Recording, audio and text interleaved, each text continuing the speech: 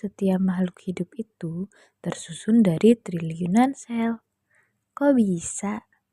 Yap, karena sel merupakan struktur dasar dan unit fungsional dari makhluk hidup. Sel hidup memiliki komponen kimiawi yang dihasilkan dari aktivitas sel, disebut dengan biomolekul sel. Kumpulan sel dapat menjadi jaringan, dan kumpulan jaringan menjadi organ. Kemudian kumpulan organ jadi apa? Yap, tentu saja jadi sistem organ.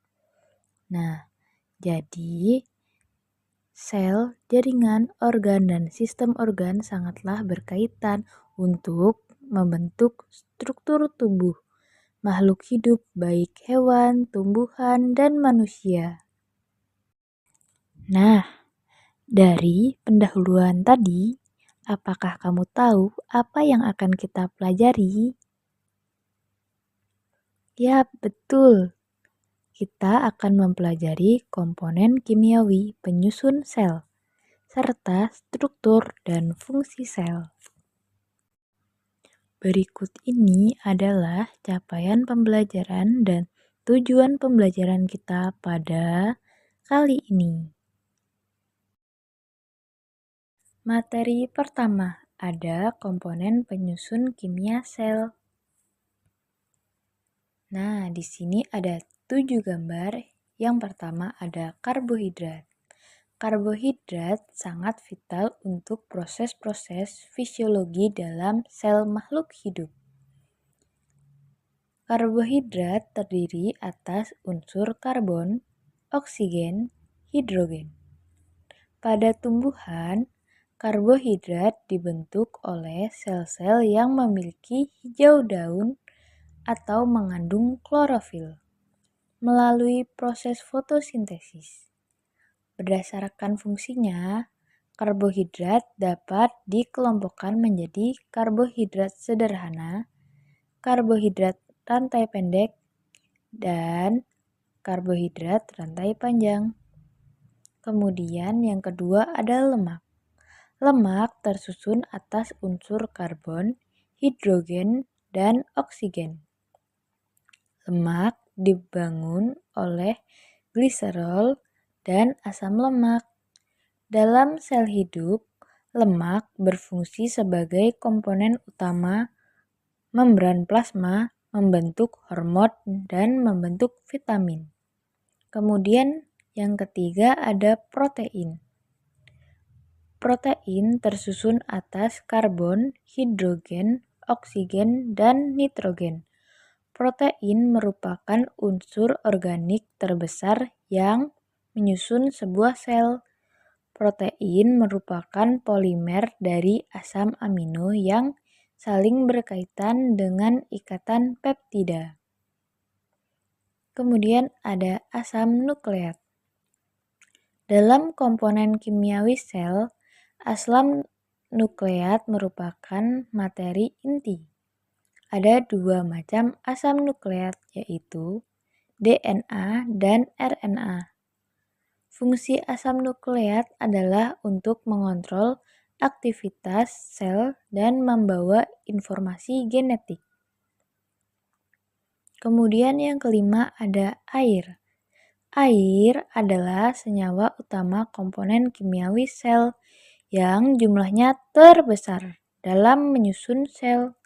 50-65% berat sel. Air adalah komponen esensial cairan tubuh yang terdiri dari plasma darah, vitamin. Nah, komponen keenam ini memang dibutuhkan dalam jumlah kecil, akan tetapi ia hanya ada untuk menunjang berbagai fungsi sel dalam proses metabolisme. Kemudian yang terakhir ada mineral. Mineral adalah komponen struktural sel yang berfungsi dalam pemeliharaan fungsi dan kerja metabolisme, pengatur enzim, menjaga keseimbangan asam dan basa. Kemudian materi kedua ada struktur organel sel dan fungsinya. Sel dibedakan menjadi dua, yaitu sel prokariotik dan sel eukariotik. Sel prokariotik merupakan jenis sel yang tidak memiliki selubung atau membran inti, sehingga bahan inti khususnya materi genetik berupa DNA terkonsentrasi di wilayah yang disebut nukleid. Berbeda dengan sel prokariotik, sel eukariotik sebagian besar DNA berada di dalam organel yang disebut nukleus, yang dibatasi oleh membran ganda, protista, fungi, hewan, dan tumbuhan, termasuk ke dalam tipe sel eukariotik. Selanjutnya ada tabel perbedaan sel. Nah, kalian bisa lihat sendiri ya perbedaannya. Yap, tadi kan kita sudah membahas dua macam sel dan juga perbedaannya. Selanjutnya kita akan mengenali organel sel dan fungsinya. Yang pertama ada membran sel atau disebut juga dengan membran plasma yang bersifat semi-permeabel. Artinya, membran sel hanya dapat dilewati oleh zat tertentu, tetapi tidak dapat dilewati oleh zat lainnya. Zat yang dapat melewatinya yaitu air, zat yang larut dalam lemak dan ion tertentu. Fungsinya untuk melindungi sel dan mengatur keluar masuknya zat dalam dan keluar sel. Kemudian selanjutnya ada inti sel. Inti sel disebut juga dengan nukleus yang berbentuk oval atau bulat dan berada di tengah-tengah sel. Di dalam inti sel terdapat nukleus dan benang kromosom.